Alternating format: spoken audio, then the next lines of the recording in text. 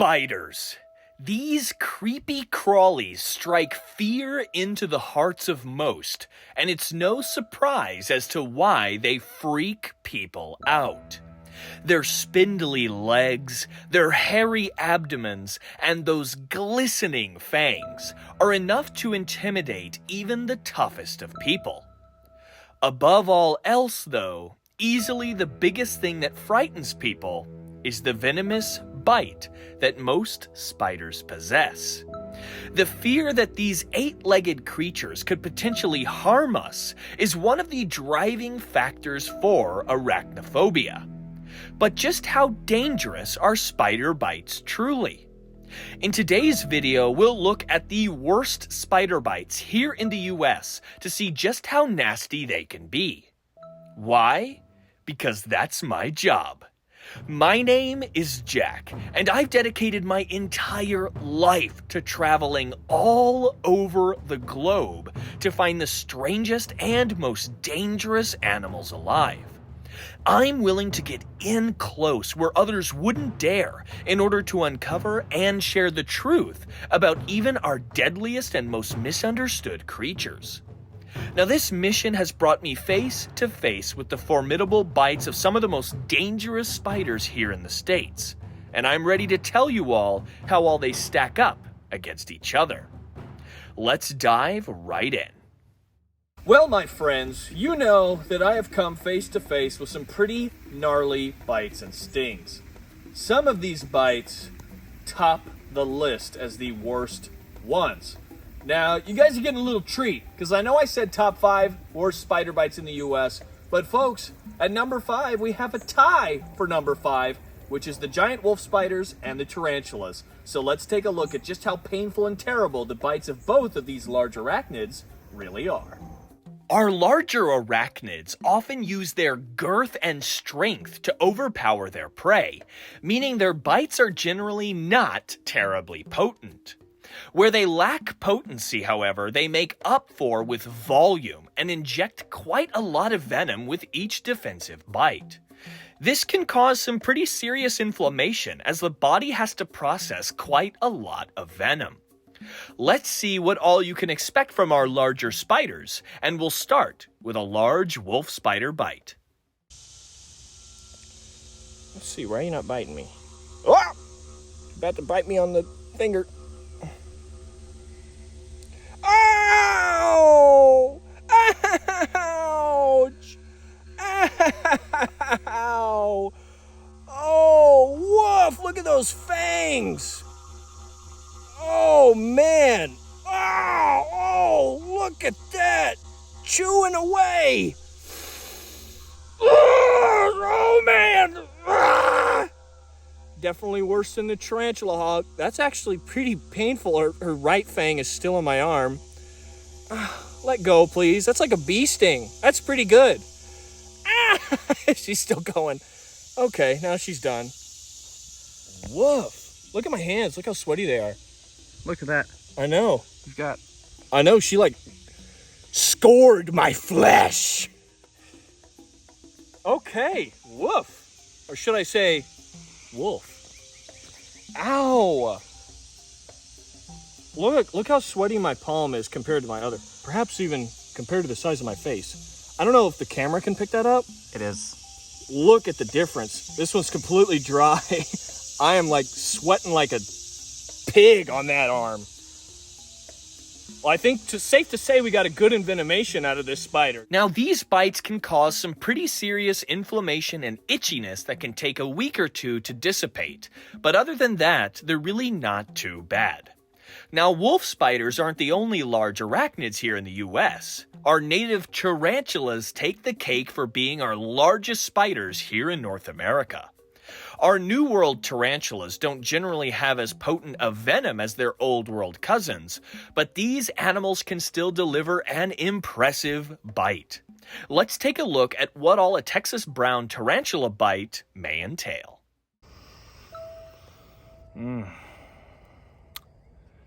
Okay, ready to go? I'm ready to go. Okay. I'm not ready, but I think I'm gonna do it. All right, go. Oh, man. Oh, look at those fangs, folks. Come on. Oh, a few good bites in there. Come on, one more. Oh, whew. Look at those. Look at all those little pin marks right there. Ooh. I gotta tell you, folks, it's that initial fang piercing the skin that's really painful. I'm only just now starting to feel a little bit of the venom effects as a light stinging sensation starts to kind of radiate through this area. For the most part, it was just those fangs digging into my flesh that was really the most painful, as I had surmised. Ah, man. Whew, whew. Take a look here. You can look at that bite center. This lovely tarantula. She has, I see at least 4 instances where those fangs fully pierce the skin. Potential, so that's 2 bites there at least that got in. But as you can see, now that we're finished with this test, my lovely tarantula friend here is really no longer interested in biting. Once again, this animal only was forced to bite when she felt that her life was in danger. And once that stimuli was removed, these animals go back to being their normal, placid, peaceful, calm, unaggressive selves. Now, folks, our next stop might surprise you because we're going to be taking a look at the cute and cuddly jumping spider. That's right, jumping spider. Despite these being really soft and fuzzy and they get that nice little exterior, this is actually one of the more painful spider bites I have actually endured. It was pretty impressive, pretty painful, right up there with like a wasp or a bee sting, which was pretty shocking. But don't just take my word for it. Let's take a look at the powerful biting capabilities of the bold jumping spider. Let's dive right in. Despite that fluffy exterior, the larger jumping spiders easily have one of the initially most painful spider bites here in the US.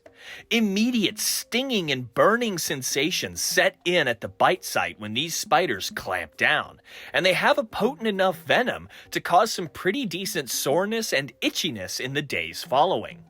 Although timid and quick to flee, not bite, these spiders easily make the list off of pain alone. So let's take a look at the power of the bite of our larger jumping spiders. Oh, those are nice fangs there. Take a look at that, folks. Those are good size. You can see they pinch outwardly in. All right, you ready? Let's take a look. Phidippus audax, the bold jumping spider. Let's go. Ouch! Ow! Hey, that's not very sweet. Look at that. Oh, man. Woof! Woof! Good job, cutie. Ouch, that kind of stung. That kind of bong. That got me bonked. Wow, that was impressive. Oh, too cool. We'll let her get back over here. Goodbye. There she goes. But look at this, folks. You can see right there, it's where those fangs went in. Sorry, I'm a little shaky.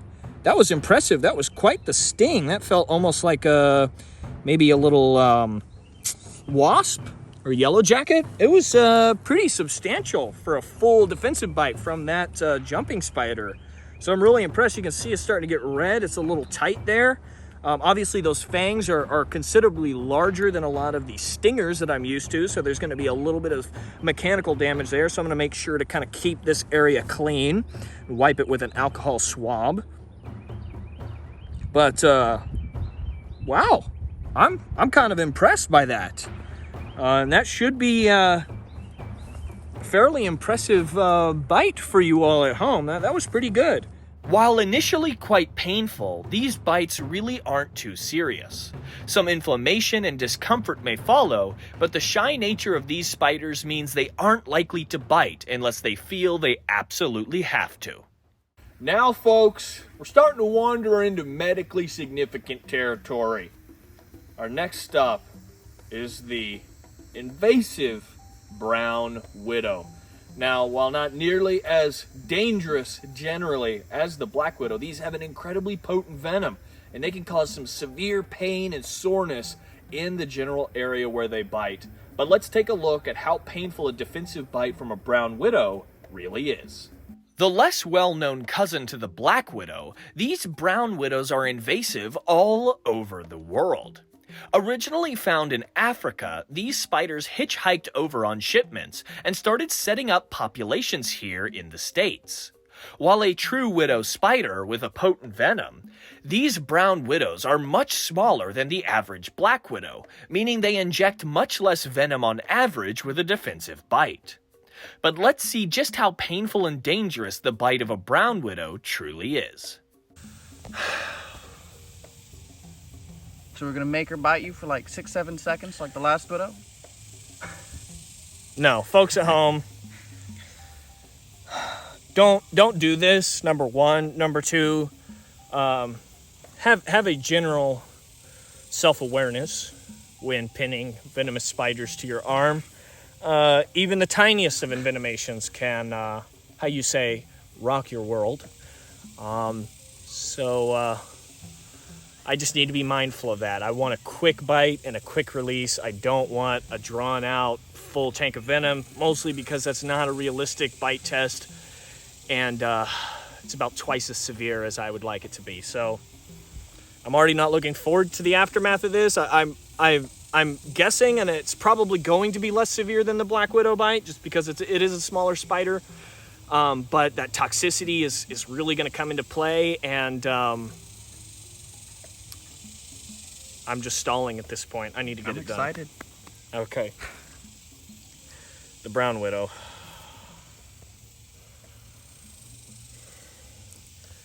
Okay, everybody ready? Yep. Okay, she bit me.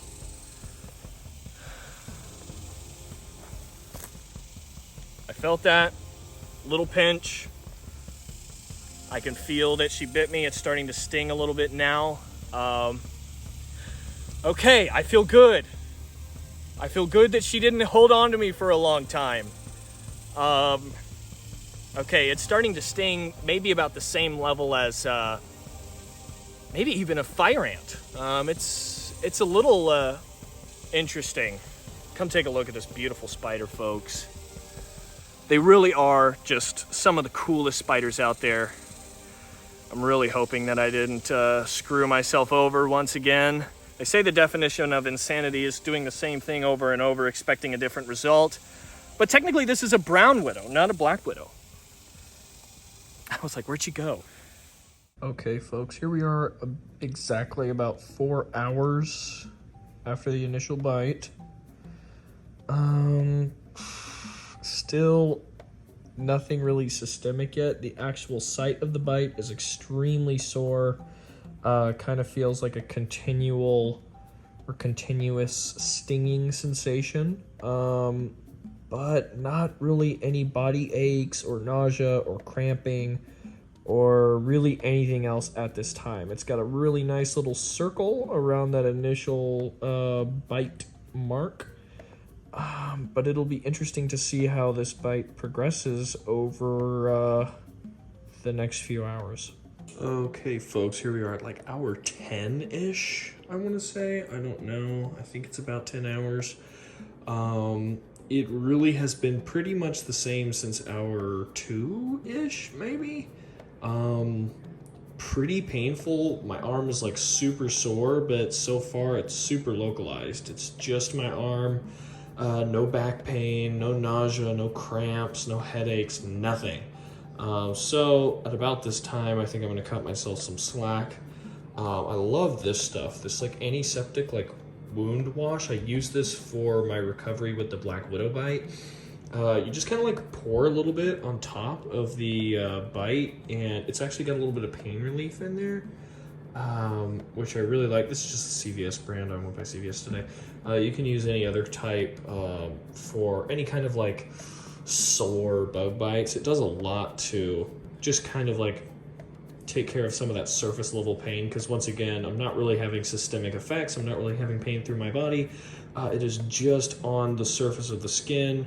It's getting later, so I'm probably gonna wind down and go to bed soon. So I was gonna apply some of this just so that I can rest and my body can purge what's left of this neurotoxin, but I don't see it getting much more severe than this. As you can see, despite these spiders being close cousins to the venomous black widows, their bites are rarely more serious than a lasting aching pain in the bite site. Bites could potentially be more dangerous if the spiders inject more venom or bite children or the elderly, but for the average person, these spiders are not likely to deliver a serious bite. Now folks, it should come as no surprise that at number 2 on our list is the infamous brown recluse. Now these spiders have a component in their venom called sphingomyelinase D, and while this can in fact cause necrosis, skin damage, cell damage, it's not capable of causing the extensive damage that many of you at home might believe it to be able to cause. But don't just take my word for it. Let's take a look at the extent of a brown recluse bite on a healthy, average adult human such as myself right now. Let's take a look. The brown recluse is one of the most feared spiders in all of the US. But just how deserved is this reputation, really? While these spiders belong to a family that contains some truly deadly species, are they themselves terribly deadly to the average person? Let's take a look at my most severe brown recluse bite and see what the average person could come to expect with one of these spiders. Oh, the container's really getting me, folks. Oh, man.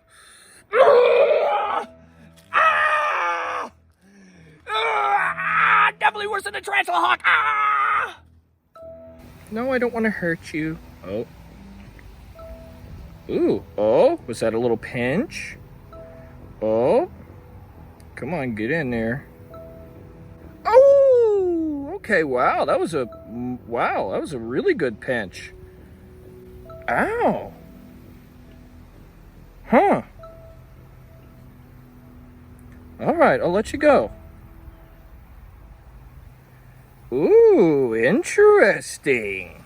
Wow, actually, that was a little pinch. I'm surprised. That hurt a lot more than my other one. So it bit me right in there. You can see it's a little bit pink, just to verify that I was bitten. So all the naysayers could say, hey, that didn't really bite you. If it was a real bite, you would have died already. No, sadly. Sorry. I try and keep it over here, but it was in my hair. I'm follically blessed, so it might be a little hard to see. See, it's right in there. Little hair. I'll move some of this hair out of the way. Got me right there. How sweet of her. Wow, take a look at this, folks. This is about, I don't know, I want to say 30 minutes after the initial envenomation. You can see there that kind of whiter spot is the epicenter. I am really excited to see how this plays out. This seems to be a little more severe than my first envenomation. However, I'm not expecting too many serious or complicated results. I'm thinking we're going to see more of the same, maybe with a few add-ons, because this does appear to be a severe envenomation, but you can see this huge red patch is what you're going to see. So if you're just seeing a small little raised red bump, there's a very real chance that that was a mosquito or maybe an infected pore or follicle, and not, in fact, a brown recluse bite, because look at that. That is a full red patchy mess, almost rash-like in some areas. Very interesting. Wow, take a look at this, folks. This is the morning after. Look at that. That's actually the scar I have from the wheel bug bite. And this bite has actually discolored that, as well as added a lot of color to my scar up here. I think that this is one of the more severe brown recluse envenomations that I have not only seen, but ever heard of. Truly attributed. Look at the swelling. My body is nice and red. Other than that, I feel okay. Got a little bit of a headache, but I haven't eaten anything yet today, so I'm gonna drink some water and eat some soup. And I'm gonna I have a little over-the-counter, little triple antibiotic kind of cream that I'm gonna put on this whole little epicenter. And we're going to see. It would be really interesting to see if we got some mild necrosis, so I can show you guys from an extreme envenomation the full extent of the tissue damage, because I think that's what a lot of this coloration may be, is it's trying to destroy some of the cells here. Now we shall observe if this is going to be enough to cause any sort of lesion, which I'm excited to see, but doubtful that it'll be anything impressive. Nice and juicy. This should be day 11, I think. The blister is no more. Day 11, it's just kind of numb on this kind of red area, and then the rest is kind of what is, not super painful or anything. I was hoping we might see a little bit of necrosis so I could show that to you guys, but I do not have high hopes. Take a look at that, folks. Pretty gnarly, huh? Now, I have not needed to take any prescription antibiotics or go to the doctor or go to the emergency room or do anything other than how you might treat a mild body flu, which is going to be typical in the treatment of a severe Loxosceles reclusa envenomation, much like this one. Now, I will mention, should you experience severe necrotic cavities developing in your skin or in or around your person, please go to the doctor. Just because I'm saying brown recluses are harmless does not mean that whatever people call brown recluse bites are not indeed dangerous. These are likely extremely rampant bacterial infections that do need to be addressed immediately. So not the poor fault of our lovely little spiders here, but rather nefarious bacteria. So, once again, take a look at that. Not really any other symptoms other than this little patch here, so I'm going to just still keep it clean, keep it good, but I have a feeling that we are circling the finish line. Long time no see, folks. Sorry I haven't been updating, it's just been boring. It's not really done much other than heal now. This is day 23. So as you can see, almost fully healed up. Looks like there'll be some mild scarring, but we didn't really get to see any of that black, rotting necrosis that so many attribute to these brown recluse spiders. Of course, now the planes choose to fly overhead and the dog chooses to shake for my lovely audio. But super, super interesting. Not really as serious as many would lead you to believe. While a potentially serious bite that could in fact lead to other serious complications, for the average person, a brown recluse bite is more than manageable. Proper wound care and addressing infections immediately if they arise can turn this behemoth of a threat into little more than you would need to do for a hefty scrape or burn. But now it's time we find out which spider ranks above them all. Now, folks, at number 1, we have our most venomous spider here in the United States. Of course, the number 1 spot belongs to the black widow. Now, we have 3 beautiful species of black widow here in the United States: the western, the southern, and the northern black widow. Now, each and every one of these has comparable venom, and each and every one of these can deliver an excruciating experience. Now, this was one of my worst bites of all time. This left me in excruciating, writhing pain for up and over 12 plus hours. But let's take a look at everything you might come to expect with a powerful and potent black widow bite. Let's dive right in. The black widows of the US sport a powerful and potent neurotoxic venom that directly interacts with the neurons and sends an excruciating wave of pain throughout the body. Headaches, nausea, vomiting, dizziness, and more can accompany even the smallest of bites, and easily lands these iconic spiders at the top of this list today.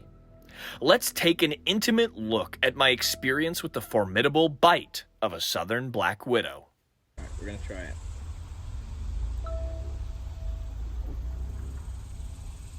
Come on. Oh, oh. Is that a bite? Is that a bite? Oh, yep. Okay, I felt it there. Gonna see if she. Oh, yep. Okay. Okay. Okay, yeah, that does hurt a little bit. Yeah, look, you can see that her fangs are inside of me. There. Oh, there she goes. She released. All right, so she bit me right there. I will say not immediate pain, but it is definitely starting to roller coaster. Yeah, is she in focus for you? Mm-hmm. Perfect. So it's starting to get pretty painful here. So again, neurotoxin, that's telling my body, ouch, owie, that really hurts. Don't make black widows bite you again.